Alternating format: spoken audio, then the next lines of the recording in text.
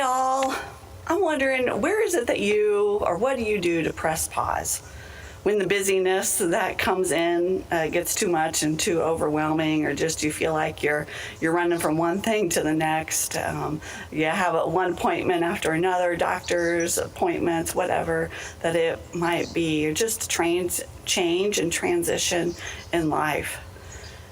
So today I find myself press and pause. I've just been feeling kind of this stirring and just this drain within me, within my heart. And so on times like that, I like to come out here to Lewis and Clark Trail.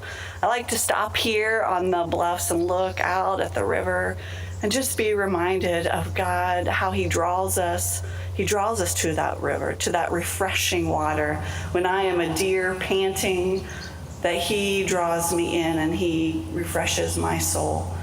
And then it causes me to pause and to hear the symphony of birds that are singing around. The bubbling of the river that I can hear way up here. And I even see like little blue fireflies, right?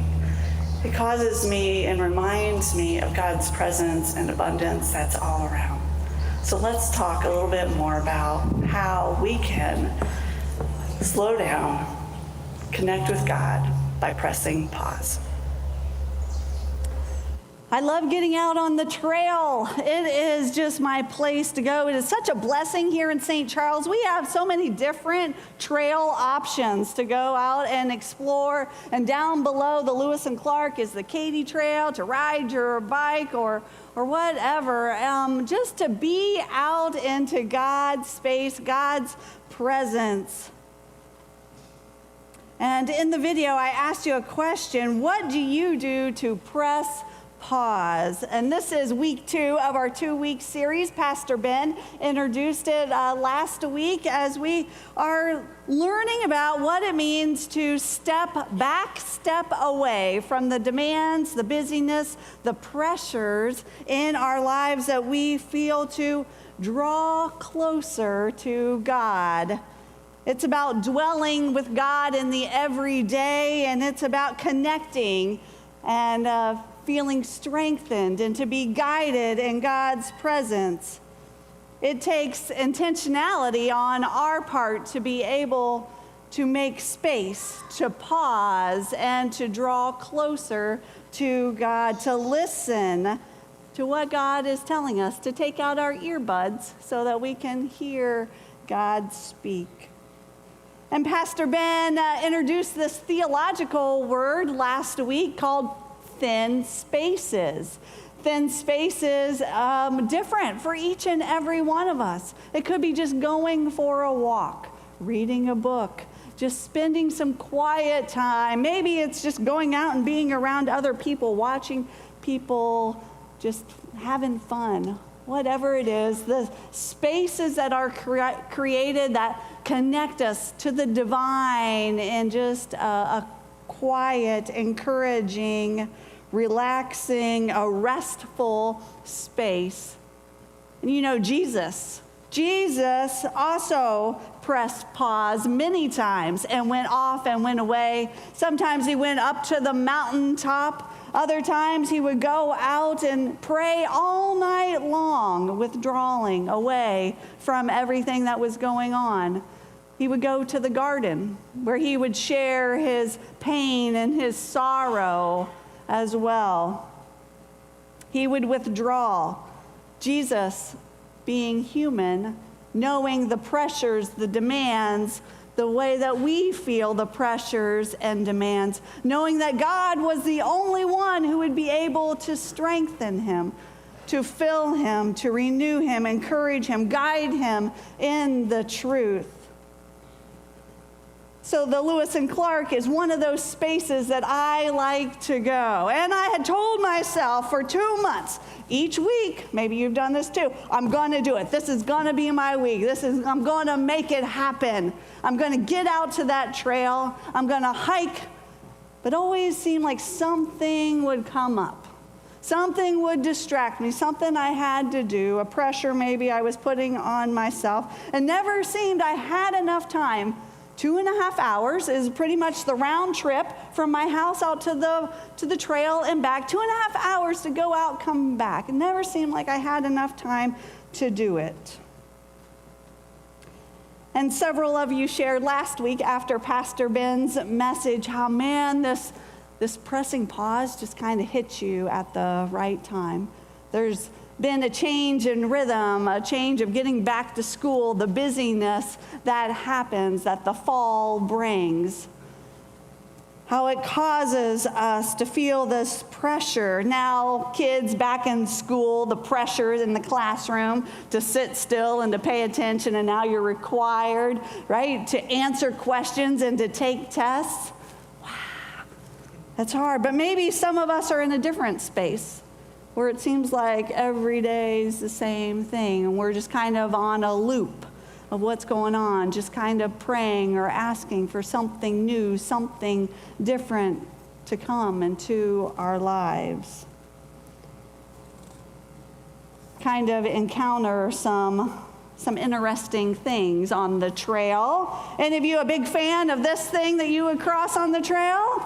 I had one person last service who was a fan of snakes, so it is possible. But yes, so you see the snake that's crossing your path and you don't know whether to jump back, right? What should I do? Do I turn around? I was like 3/4 of the way through and this snake, is it going to stop me from completing my loop around on the Clark Trail? But sometimes these things do cross our path.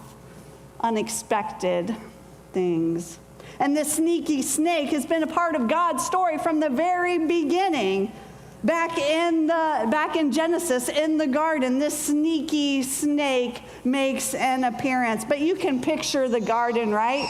The beauty of the garden, the trees and the flowers and the birds singing, right? It's just peaceful all around. And the best thing of all, God is present. God is present. God is dwelling. God is walking in the garden.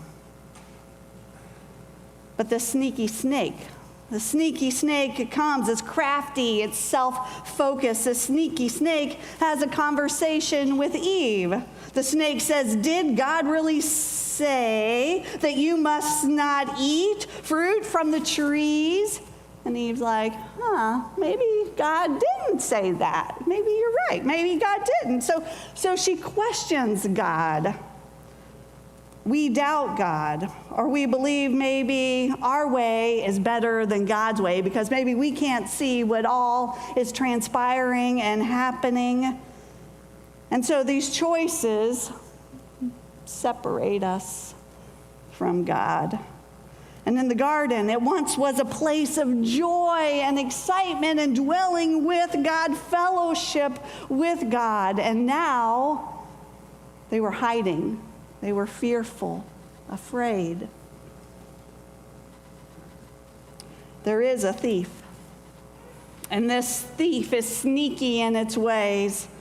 Although the snake is going to look different in each and every one of our lives, it's going to have a different look, a different name, but it tries to deceive us. It tries to get to our hearts in sneaky ways. There are these pressures that we feel and that we experience, not only externally, like all the to-do lists that we have. Maybe there's changes in the family that are happening, or a diagnosis or a loss that happens, or maybe an unexpected conversation.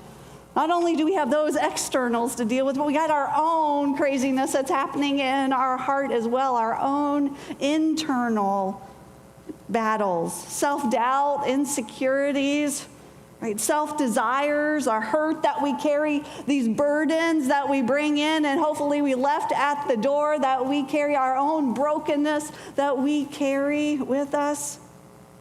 That rob us. They rob us of the joy. They rob us of excitement and life. Jesus calls it a thief.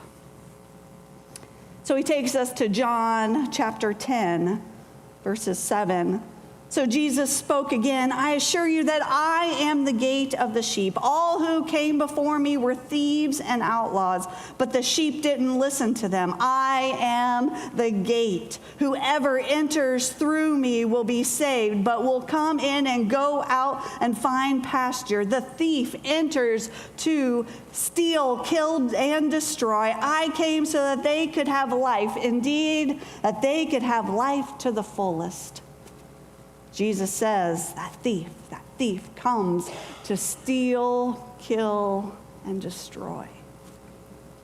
Those were the motives of the thief in the garden, and those are the motives of the thief today that each and every one of us continue to battle. And I'm sure my rationale about getting to the trail just seemed justified. I needed to do one more email.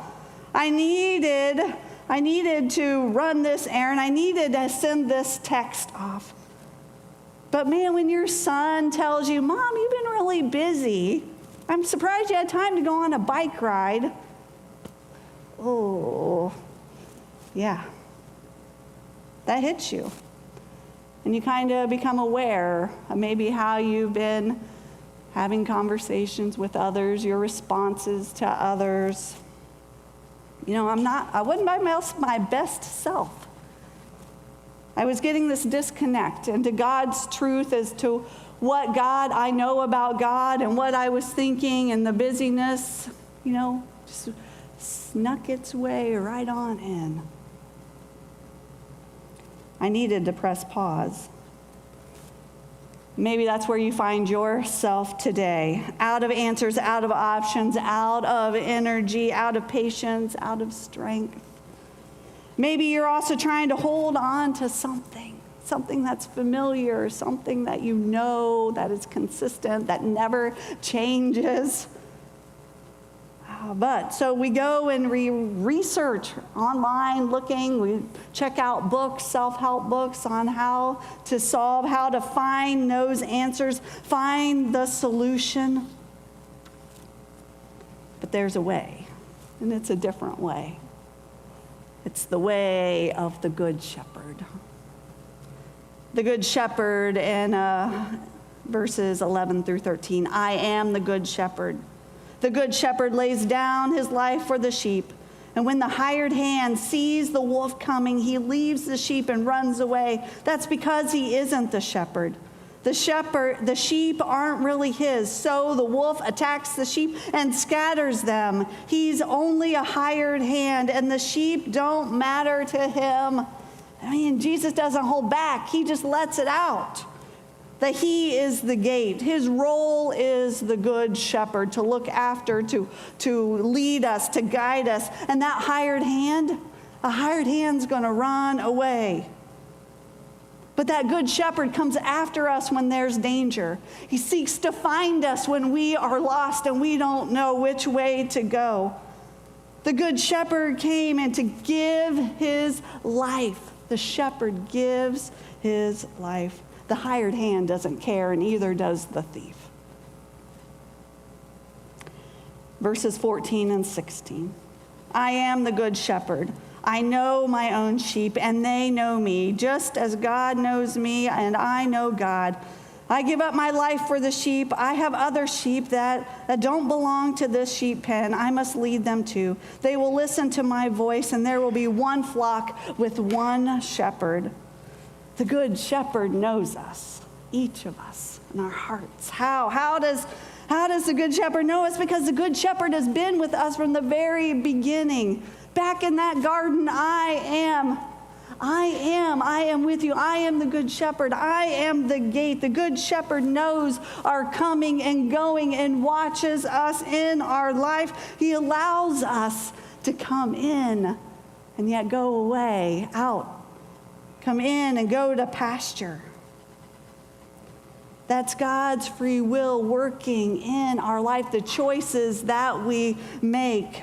The seasons, maybe when we do draw closer to God because there's something that's just going on beyond our control or beyond what we can know what to do or how to handle. But when we draw in and we draw closer, and God then helps us and restores us and guides us. And then we go out But we don't go out alone. We go out with oneness. We go out with God. God with us. But maybe that hasn't been your story. That maybe that you have been seeking for a while and maybe you just don't know. You haven't found what you're looking for. You haven't found that place of rest. And maybe you're wondering where or how that you can find it. That thief might be holding on tightly to you. And I remember here in the truth, in 15, that the good shepherd gives his life for the sheep. Jesus has given his life for you. There's nothing that you need to do. All you need to do is just to receive love and grace. God's grace that's extended at all times, no matter what color or gender or life circumstance that we find ourselves, that we are one flock with one shepherd. The pasture is not meant to hold us captive, but it is meant to be a place of pause, of renewal, of rest. God created us to be with no demands, no stereotypes, no preconceived judgments. Just come and be. That's the good shepherd.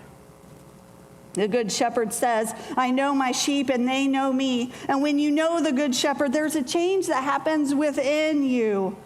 Things that you begin to discern differently. You begin to live your life differently. You begin to change. It becomes a shedding of yourself. And the drawing closer, it begins to inviting Jesus into the day-to-day, relying and trusting not on you and your ways, but on God's ways. The good shepherd calls us and leads us to pasture. It's a rhythm of going in and coming out, just like that breath that Pastor Mike was talking about, that very breath that we have of going in and coming out. A time of slowing down, being nourished, being cared for, being strengthened, a time of listening, of calm and of peace, a time of recognition, hearing, feeling God's grace and surrounding love. It's a pause. We encounter lots of things on our journey, and that thief wants to rob us and hold us of all of that. But that good shepherd, the good shepherd wants to restore us and renew us and lead us. Drawing away from the noise, just as Jesus did so often, to a space of rest and breath, becomes a shedding of ourselves. And you believe when Jesus went into that garden, his last time to be there with his friends, when he fell to his knees, crying out to God for strength, right? You better believe that he was shedding of himself, his last will, right? Let your will be done. Did he not say that? Let your will be done again and again. Let your will be done, because he had to shed all of his desires to stay there and to be there.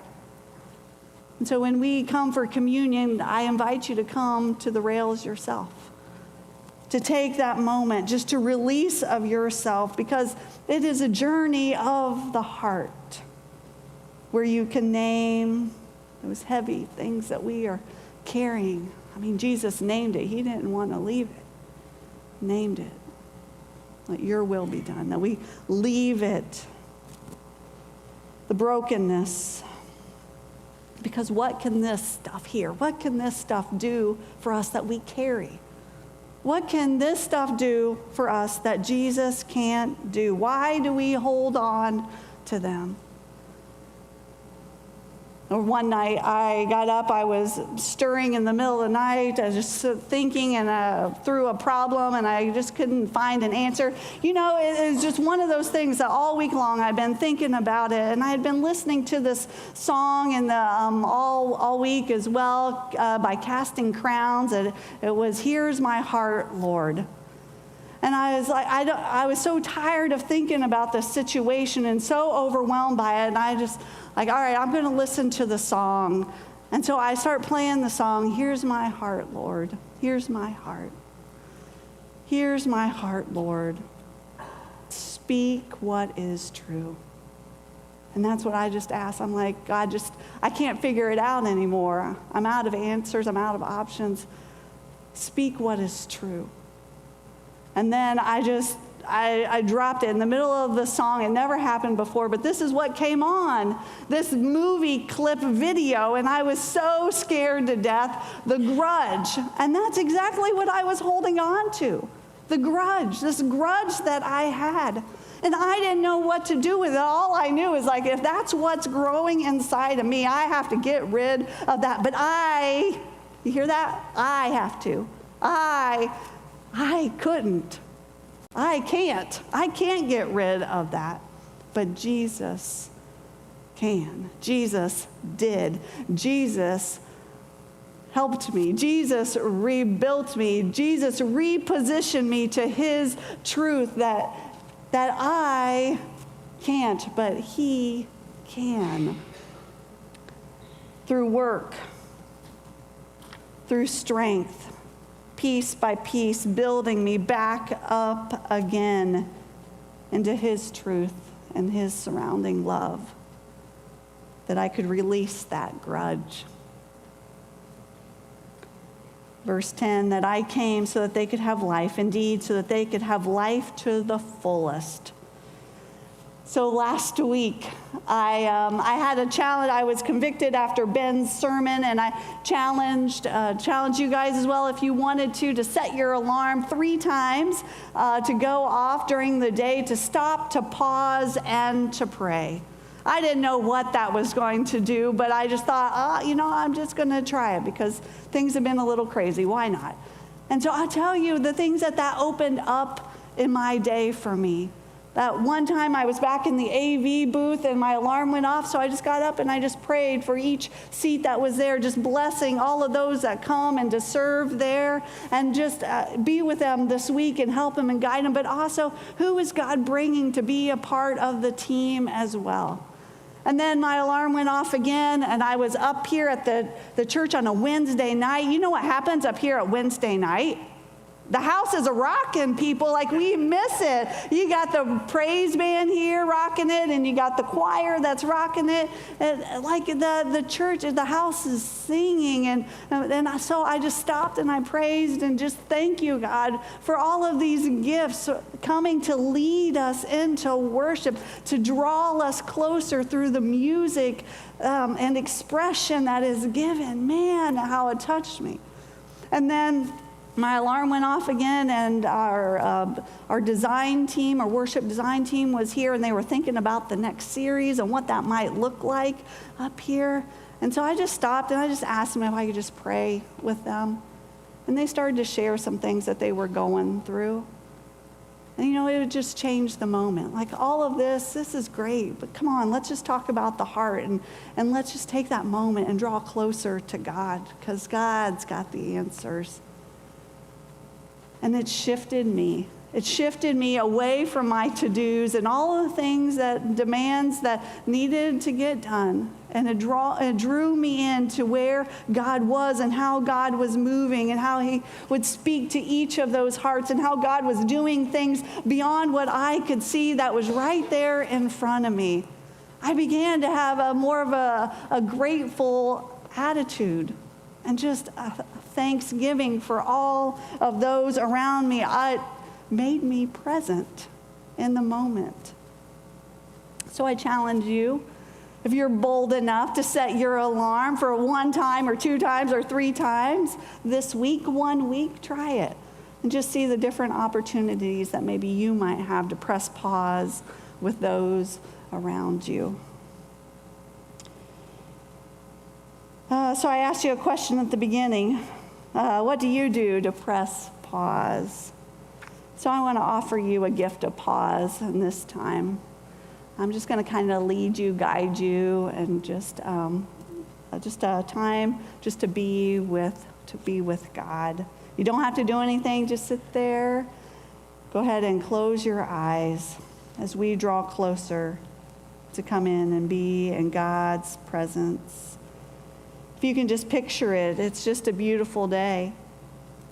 And that the sun is out and you're feeling God's just a warmth upon you. It's a cool day, a cool breeze. It feels so nice and so refreshing.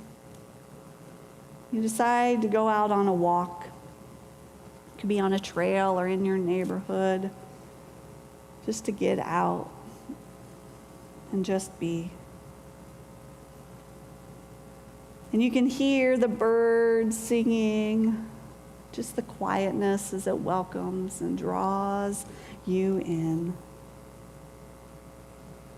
You come to a place where you can look out and see just miles. What is it that you see out there?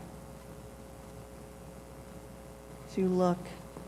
And as you look, you just feel this presence come beside you. And you know it's Jesus.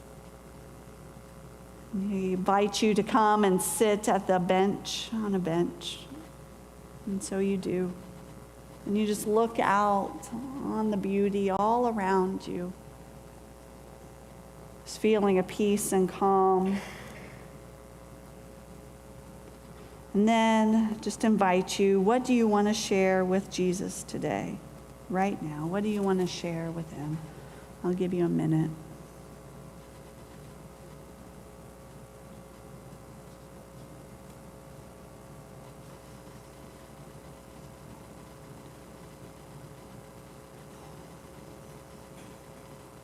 Oh, Jesus has heard it all, and he loves you so much. Remind you that he is the good shepherd. And the good shepherd watches over you all the days of your life. And then you get up with a deep breath from the bench, feeling God's peace, God's love is with you, and you head back home. Amen.